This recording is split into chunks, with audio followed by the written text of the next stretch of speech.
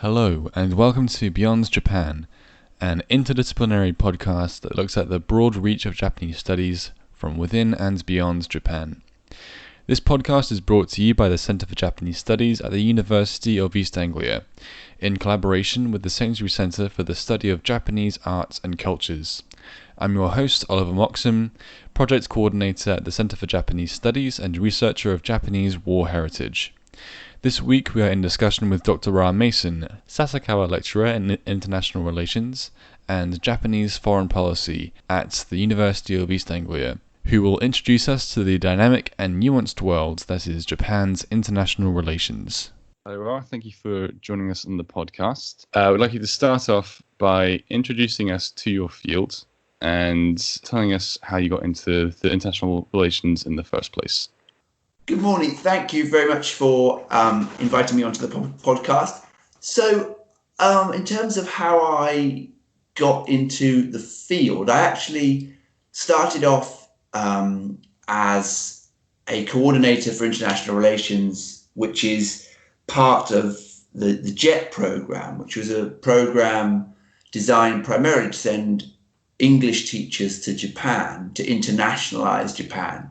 But one part of that was a particular role known as a coordinator for international relations, which was a very kind of mixed bag of everything from cooking to interpreting to guiding people around tourist sites. So it was a very kind of unusual role. And people would often say to me, particularly beyond the kind of immediate circle of the city office where I said, well, what does international relations mean? And I actually didn't know. It was in my job title, but I didn't really know what international relations was.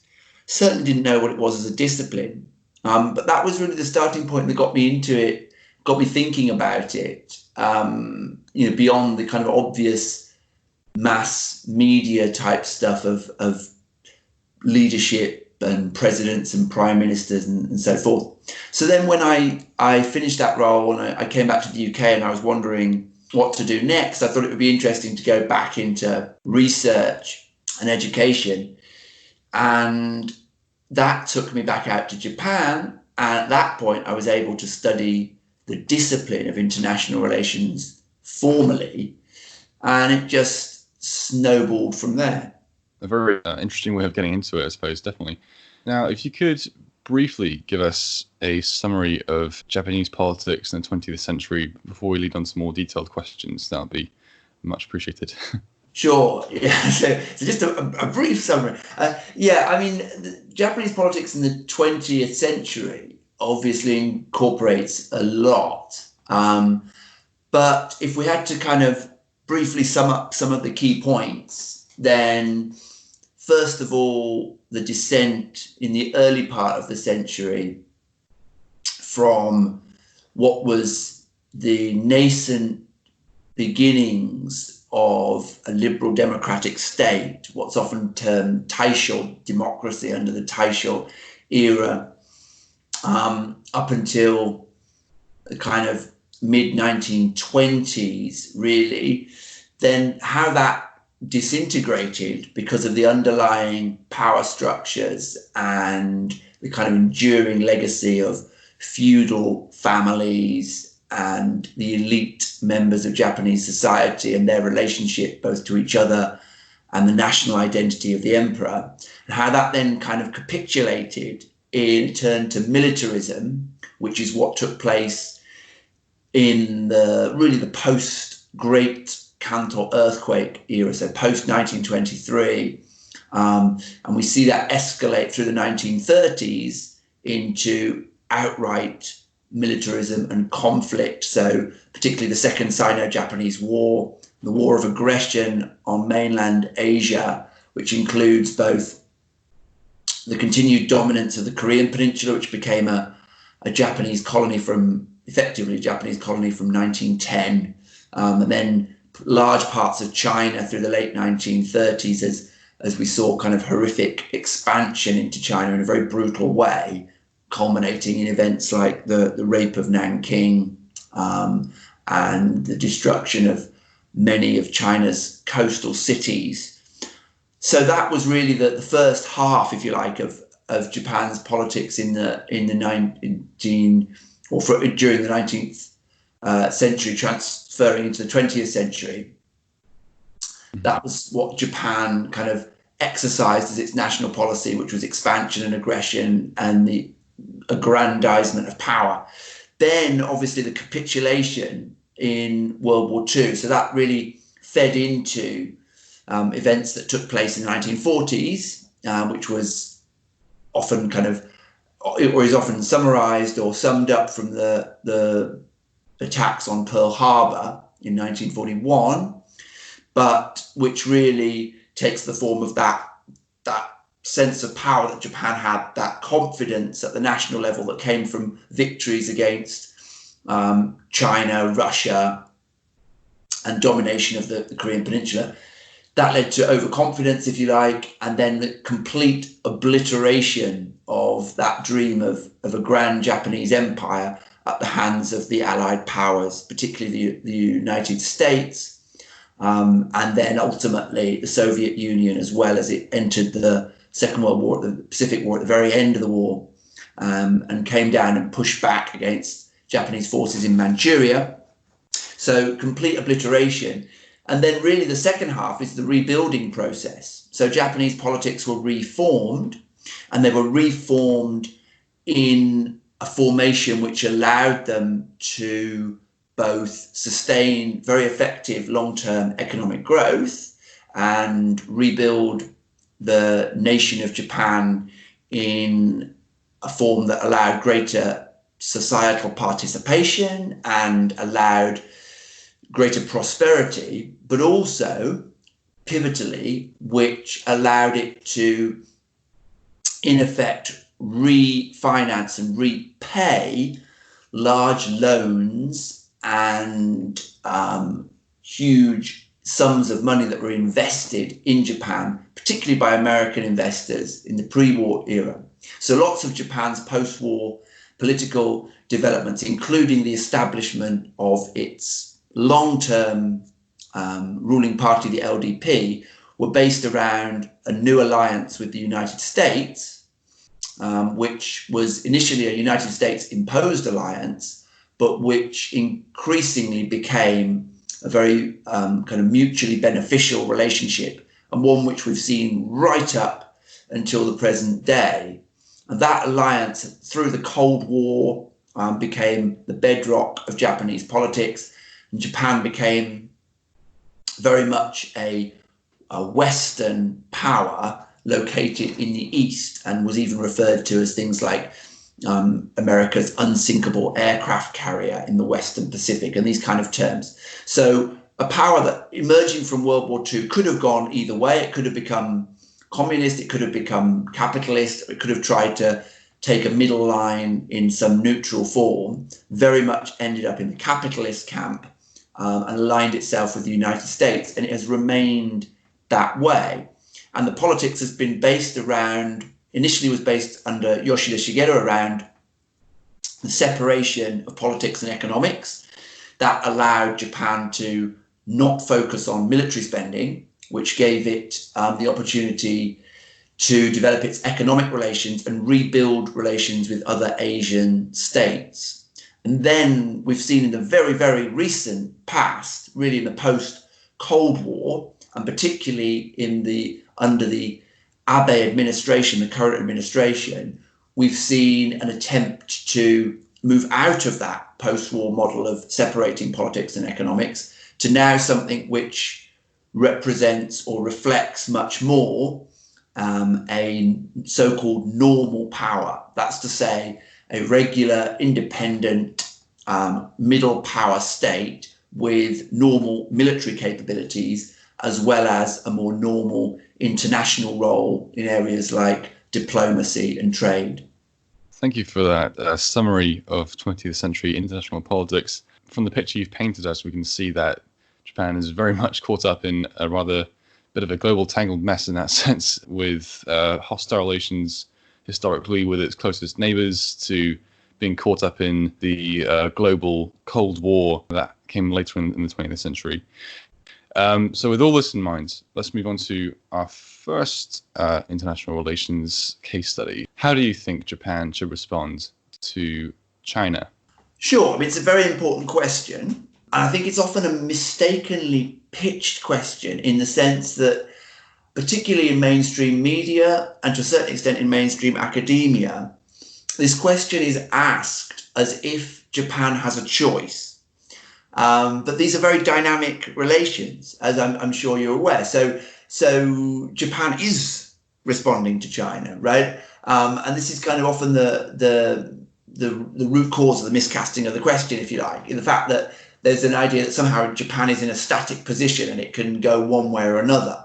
Japan is totally reliant upon China economically, but it also has to be wary of the fact that China is growing exponentially as a military power. And so what it has to do, I think, is to make sure that it doesn't frame its relations with China as one of rivalry, in which somehow it has to contain a rising China and reinforce its, particularly its territorial, its maritime territorial boundaries in places like the East China Sea, vis-a-vis China, and make that the, if you like, the headline of the relationship. What it needs to do is to continue to fortify those areas to a limited extent, but to keep that as low a profile as possible, and to continue to work with China in areas where it has made substantial gains, places like or areas such as the Belt and Road Initiative and international trade agreements such as the Trans-Pacific Partnership, whereby, for example, Japan is effectively taking over leadership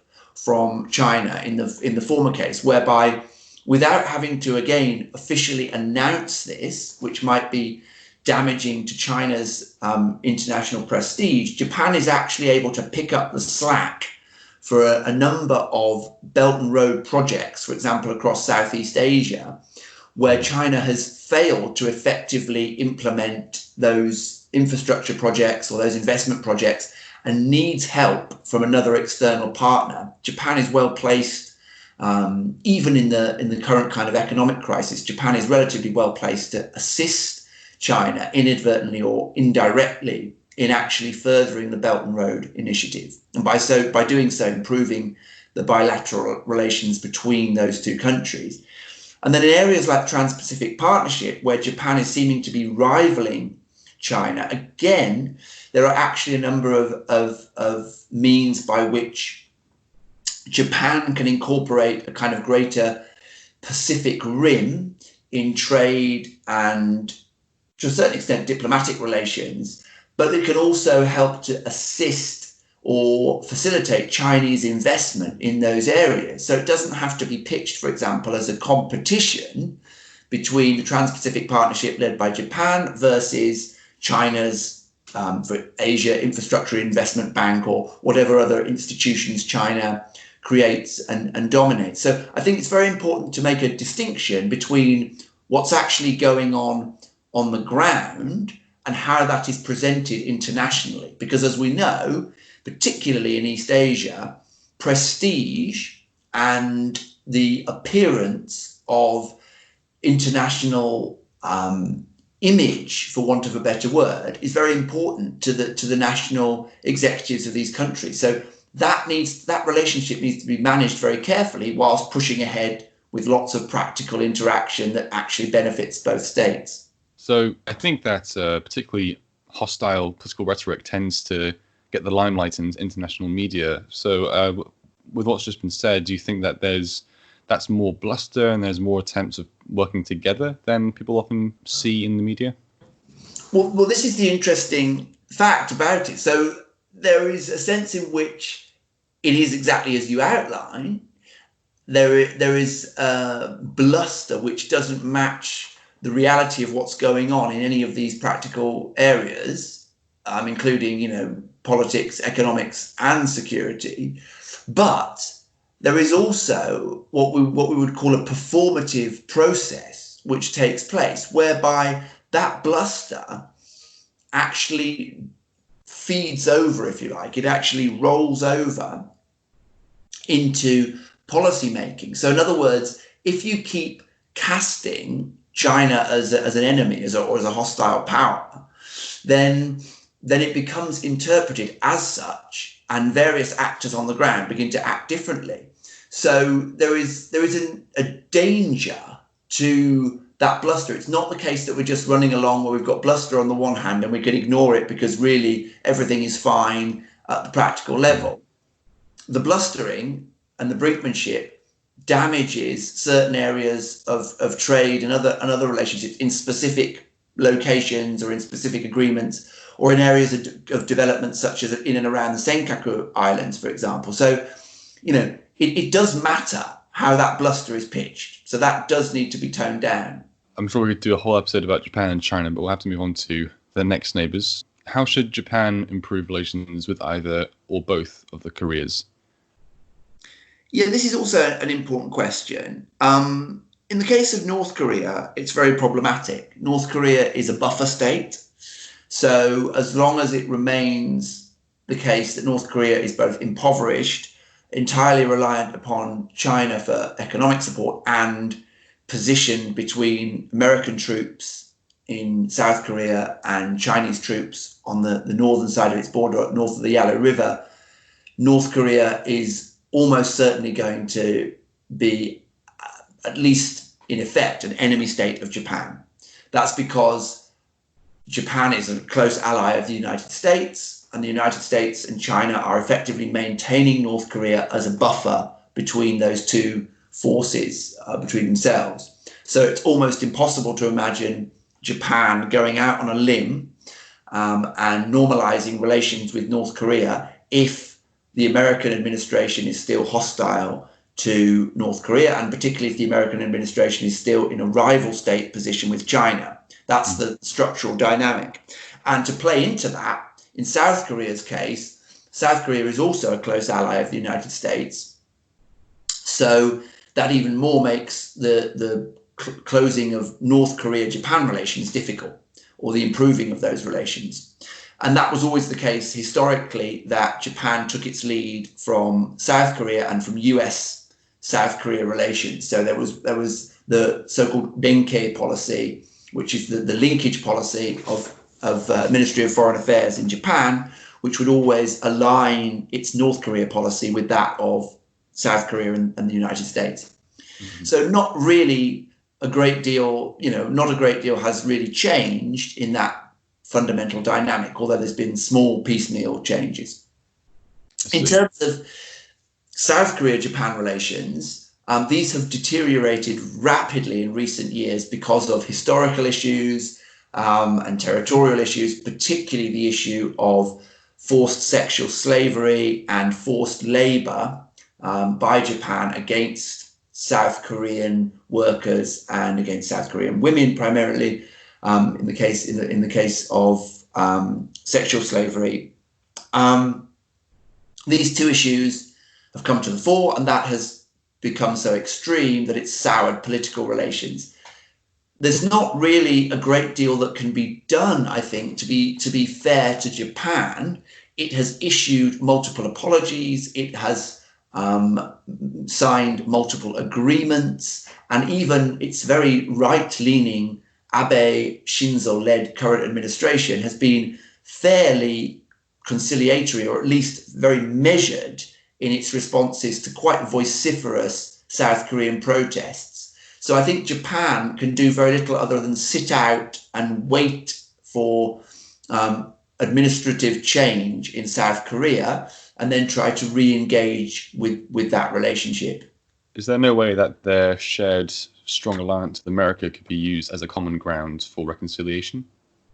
It is a common ground for reconciliation in some respects, but we've actually seen to the point of some military agreements, particularly, for example, the information sharing agreement, being reneged on by South Korea in relation to sharing information with Japan, despite the fact that that is an agreement which affects trilateral relations between the United States, Japan, and South Korea. So, quite surprisingly, South Korea has been willing to resist the improvement of relations with Japan, or at least to defend its very kind of angry position against Japan, despite the fact that the United States has implored both sides to rebuild the relationship, and particularly has attempted to put pressure on South Korea to be less aggressive in its response towards Japan. So in theory, yes, and in practice, to a certain extent, that trilateral relationship still works. But you also have to bear in mind that the United States in the post-war era, going right back to the early stages of the Bretton Woods system and the strategic system of security that the United States runs in the Asia Pacific, the United States runs a hub and spokes system, which means even when it has two alliance partners, such as in the case of South Korea and Japan, it does not require them to be allied themselves. And that's quite a deliberate form of leadership by the United States up until the current time. And so that also in some ways weakens that fundamental need to have trilateral alignment. And so this leads on to our next question quite nicely. How close should Japan stick to its alliance with the United States? Yeah, I think it's somewhat deceptive at the moment when we look at US-Japan relations, in the sense that in recent weeks and months, the Trump administration has been very forthright in demanding that Japan increase its financial contributions to the relationship, particularly through things like host nation support, supposedly demanding that Japan, for example, pay up to 4 times more than it currently already pays to host United States troops. And if you think of the backlash in places like Okinawa versus the need to pay host nation support as it stands, the idea that Japan should do even more to pay to have American military presence seems quite outrageous from certain perspectives from within Japan. However, I would have to say, gauging from Japan's responses, that what it is intending at the moment is to position itself well for what it presumes will be a new incoming US administration. So we would, at the current time, we would have to predict that we'll see a Democratic president, that's a Democrat Party president in the United States by the end of the year. And Japan, is in a position where it can re-strengthen that alliance with a new US leadership, but also it can do it in a more independent form. So I think what Japan will be trying to do is to use that transition in the United States as an opportunity to allow it to position itself in a more independent form vis-a-vis the United States, but to retain the strength of the alliance. Now, you mentioned Okinawa earlier. How do Japan's domestic politics affect its international relations? A great deal is the simple answer to that. From an Okinawan perspective, sadly, not as much as many in Okinawa would like. Okinawa is a good example of how Japan's central authorities, particularly the so-called Iron Triangle of big business, the bureaucracy, and the LDP, work as an iron triangle to really resist any outside influence from other parties or other regions. And Okinawa is a great example of that, going all the way back to its history as an independent state, and then its colonization by Japan. But more generally, domestic politics affect its international relations a lot, but mostly within the LDP. And we have to remember that the LDP is, although famous as being this very kind of stable and legitimate political force through a long period of post-war Japanese history going back to 1955. In fact, this is a party that was set up by fairly far right of centre individuals, including the current Prime Minister's grandfather, Kishinovsuke, the CIA, mafia linked actors, and slush funds provided by the Americans and other big business interests in Japan and the United States. So this is not a party with very wholesome roots, shall we say. And it is a party which is really just a loose affiliation of the different power interests from within Japan. What that means in terms of influence to its international relations is that it is staunchly anti-communist in its origins, and by kind of succession of that, quite right-leaning, and over time has moved what seemed like a middle ground, a centre ground, quite a long way to the right. So what is now the mainstream of the LDP is a lot further to the right than it was through large sections of the post-war era, as those factions have come to dominate. And so what that means is that we have a situation where there is far less resistance within the domestic political arena to things like constitutional revision, or to the promotion of Japan having a more independent diplomatic or security role, and also to acting more proactively in both its immediate surrounds and further overseas in places like the Horn of Africa or Southeast Asia, than has been the case. And this is a very incremental process, and it's not a linear process, it's a very wavy process, but it means that Japan's overall domestic political direction, because of its domestic political interest, is pushing Japan away from this kind of international identity of pacifism and, if you like, separation of politics and economics towards a much more normalized, proactive, normal military power in the international arena. So many more questions I could ask from that, but we have to move on, I'm afraid. What, if any, difference will COVID-19 make to Japan's foreign policy?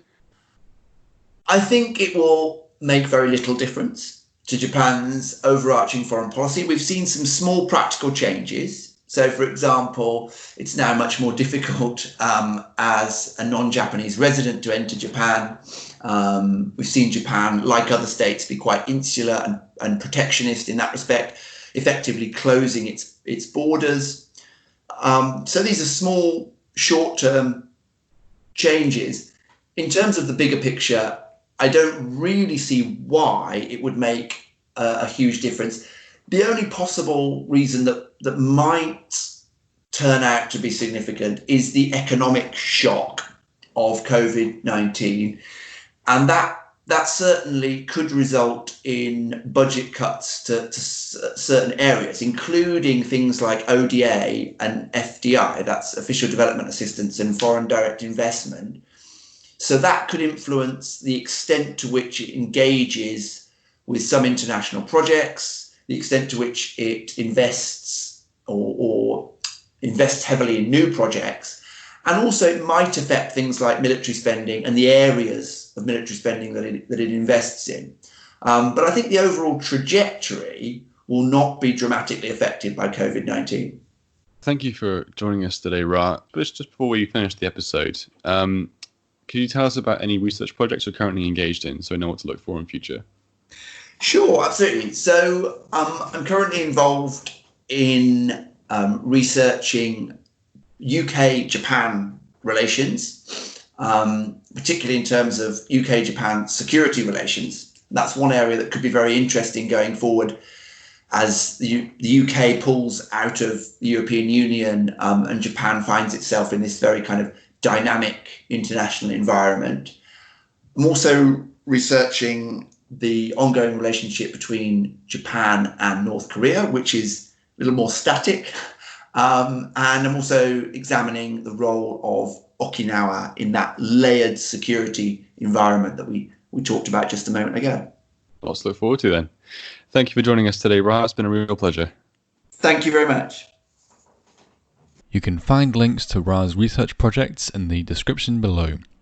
If this episode has given you an appetite for politics and diplomacy, you can join Ra at the cutting edge of Japanese foreign policy on our new MA in Interdisciplinary Japanese Studies. Search uea.ac.uk/CJS for more information. Join us next week, where we will be in discussion with Dr. Raynham Dennison, Senior Lecturer in Film, Television and Media Studies at the University of East Anglia, on anime in the arts. Thank you for listening.